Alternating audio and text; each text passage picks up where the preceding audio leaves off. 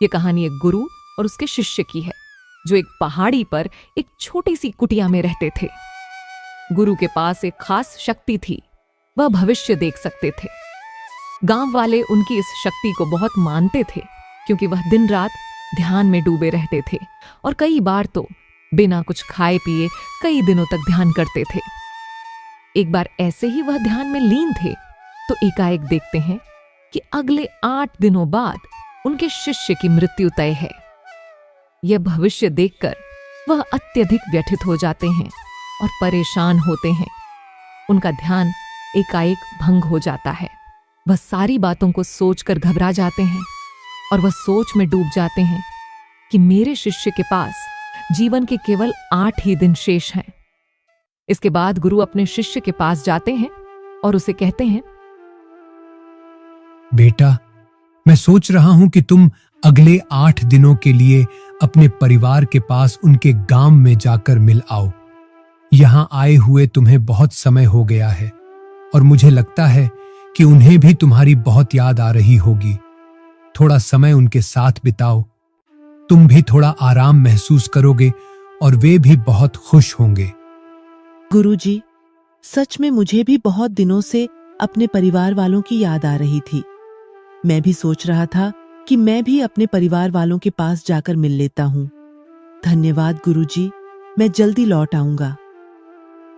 और वह अपने गुरु से आज्ञा लेते हुए पहाड़ी से नीचे की ओर चलना शुरू कर देता है।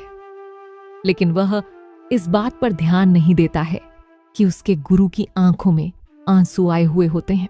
वह चलते चलते पहाड़ से जैसे ही नीचे एक समुंदर के पास पहुंचता है तो देखता है कि एक रेत के टीले के पास चींटियों का घर था और उस घर से बहुत सारी चींटियां बाहर की तरफ आ रही थीं और बहुत सारी चींटियां अंदर की तरफ जा रही थीं। चींटियां आपस में बार बार टकराकर अपनी दिशा को खो देती थीं और उसके बाद फिर से इधर उधर चलना शुरू कर देती थीं। यह देखकर उस शिष्य को बहुत ज्यादा आनंद आ रहा था, लेकिन वह एकाएक देखता है कि समुद्र की लहरें बहुत तेजी से उफान खा रही थीं और शिष्य को समझ आ जाता है कि कुछ ही पलों के अंदर यह सारा पानी चींटियों के घर में घुसकर उनका घर तोड़ देगा और इसकी वजह से बहुत सारी चींटियों की जान चली जाएगी। वह अपनी समझदारी दिखाते हुए अपने ऊपर वाले वस्त्रों को खोलता है और उसके अंदर रेत भरकर एक तरह की 4 दीवारी उस चींटियों के घर के ऊपर बना देता है। 4 दीवारी इस तरह से बनाता है कि समुद्र से आने वाला पानी उनके घर तक न पहुंच सके। साथ ही साथ वह अपनी समझदारी दिखाते हुए एक तरह की नाली बनाता है, जिसकी वजह से वह समुद्र की तरफ से आने वाला पानी उस नाली में बहकर दोबारा समुद्र में जा सके। इस समझदारी की वजह से बहुत सारी चींटियों की जान बचा लेता है और आने वाली एक नाव में बैठकर अपने घर की ओर समुद्र पार करके निकल जाता है। फिर वह अपने घर पहुंचकर परिवार वालों से मिलता है और उसे पता भी नहीं चलता कि कैसे समय गुजर जाता है। कुछ दिनों बाद शिष्य सोचता है कि अब गुरु के पास लौटकर जाना चाहिए। अगले दिन वह सुबह सुबह गुरु के पास जाने के लिए निकल पड़ा। वहां उसके गुरु कुटिया में बहुत ही ज्यादा दुखी होते हैं। उन्हें लगता है कि उनके शिष्य के 8 दिन पूरे हो गए। अब तक तो मेरा शिष्य इस दुनिया को छोड़कर जा चुका होगा। वह गुरु अपने दुख में होते हैं कि एकाएक वह देखते हैं कि कोई मनुष्य उनकी कुटिया की ओर आ रहा है।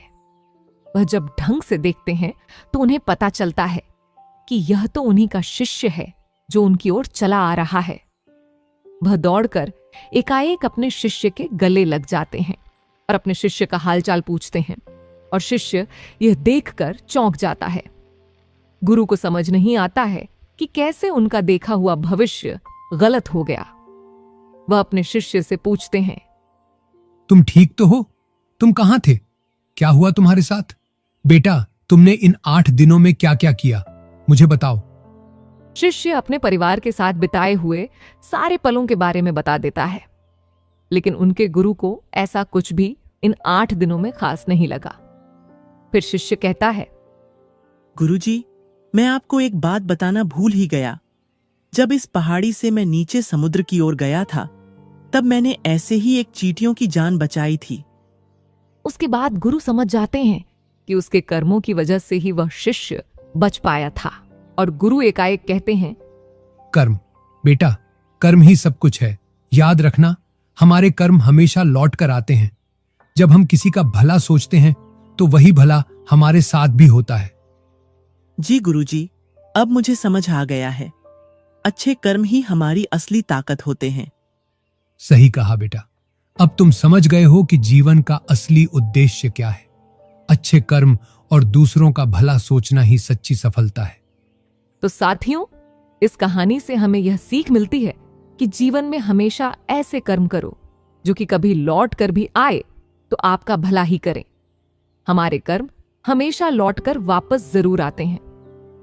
तो हमेशा ध्यान रखें, किसी का भी बुरा ना सोचें, ना ही किसी का बुरा करें, सबका भला सोचें। और यदि कोई बुरा भी करता है तो उसको भगवान के भरोसे छोड़ दे।